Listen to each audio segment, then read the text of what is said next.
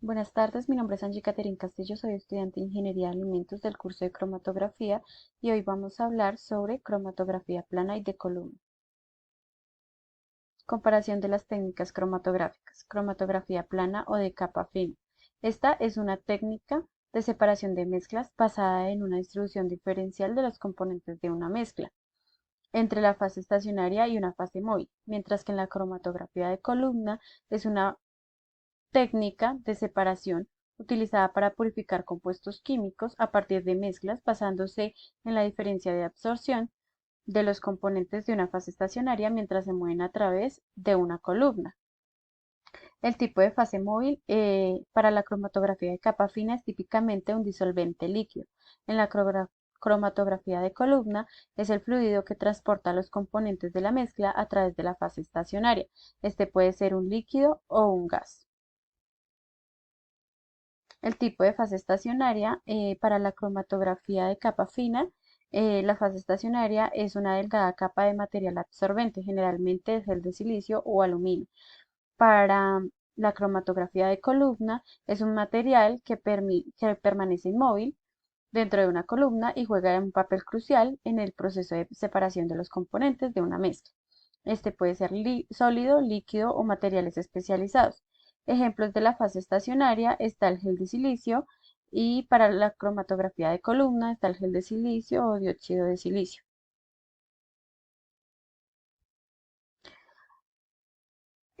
Para la cromatografía de capa fina también encontramos el óxido de aluminio, la celulosa y las resinas polares. Y en la cromatografía de columna está la alumina o óxido de aluminio y la celulosa. Estos son los principios de separación para la muestra. La aplicación de la muestra para la capa fina es una cromatografía de absorción sólido-líquido y para la cromatografía de columna es la preparación de la columna, la carga de la muestra, la adición de la fase móvil. El desplazamiento de la fase móvil en la cromatografía de capa fina implica el desplazamiento de la fase móvil a través de la fase estacionaria. Esto es lo que permite la separación de los componentes de una mezcla. En el contexto de desplazamiento para la cromatografía de columna, se refiere como a la fase móvil que arrastra los componentes de la mezcla a través de la columna, permitiendo la separación en función de diferentes afinidades por las fases que están involucradas. Bueno, en cuanto a la visualización de los resultados, pues ahí encontramos la preparación de la placa. En cuanto a la cromatografía de capa fina, está la preparación de la placa, el desarrollo de la cromatografía. Para la cromatografía de columna está el monitoreo visual de la separación, el análisis de los eluatos. En la de cromatografía de capa fina también encontramos la detección y revelado, la luz ultravioleta, reveladores químicos, cálculo de factor de retención. Y para la cromatografía de columna encontramos detección de los componentes separados y revelado y cuantificación. El tiempo de análisis para la cromatografía de capa fina se puede completar en 10 a 30 minutos. Eh, para la cromatografía de columna depende de varios factores, incluyendo de pronto la naturaleza de la columna, el tipo de fase estacionaria y móvil y las condiciones operativas. La preparación de la muestra, que aquí la encontramos, para la capa fina y para la cromatografía de columna. Aplicación de la técnica, pues encontramos el análisis de purezas para la cromatografía de capa fina.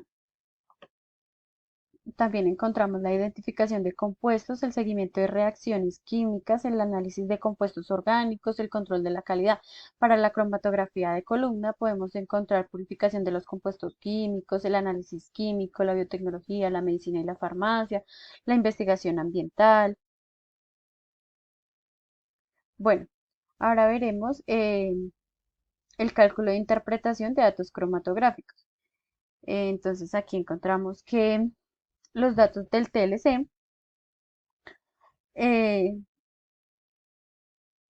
Eh, Esta significa la distancia que recorre la muestra, que en este caso es 2,21 centímetros, y el 8,5 centímetros es la distancia que recorre el solvente. Entonces aquí el factor de retardo, pues cogemos la distancia que recorre la muestra, que es 2,21 centímetros, sobre 8,5, que es la distancia que recorre el solvente, y eso lo dividimos y nos da 0,26. Entonces, acá resolvemos unas preguntas. Entonces, ¿qué se puede afirmar acerca de la afinidad por la fase estacionaria y la fase móvil de la muestra 1 y 2? En este caso, solamente trabajaremos la muestra 1 porque son los datos que tenemos. Bueno, entonces, debido a que los compuestos polares con frecuencia tienen RF más bajo, o sea, factor de retardo más bajo, porque sus interacciones son más fuertes con la fase estacionaria, por lo tanto, quien es, quiere, por lo tanto, quien está más pegados a esta fase se mueven más lento a lo largo de la placa.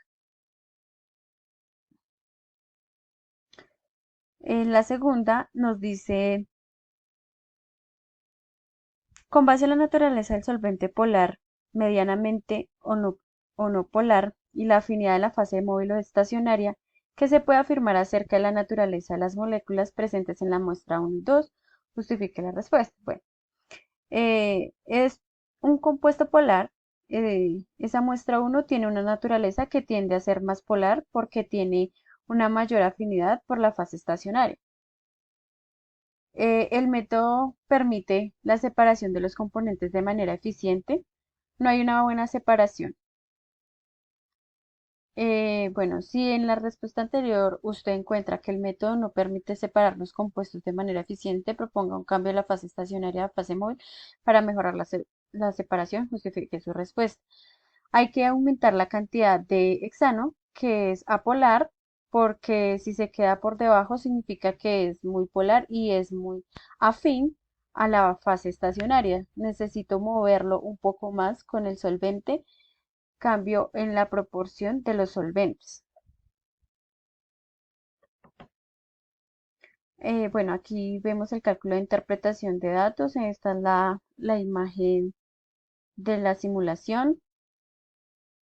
Bueno, y vamos a responder unas preguntas respecto al simulador. Entonces, ¿dónde se siembra la muestra? Aquí en esta parte se ve dónde se siembra la muestra, donde señala la flecha. Entonces, ¿dónde se adiciona la fase móvil? Aquí la flecha señala también dónde se adiciona la fase móvil.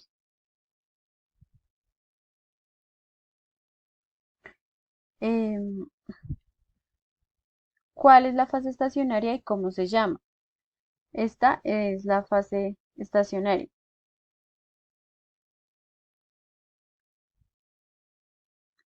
¿Dónde se recolectan las fracciones de los compuestos separados? Aquí en esta parte vemos dónde se recolectan las fracciones de los compuestos separados. Esto es todo, muchas gracias.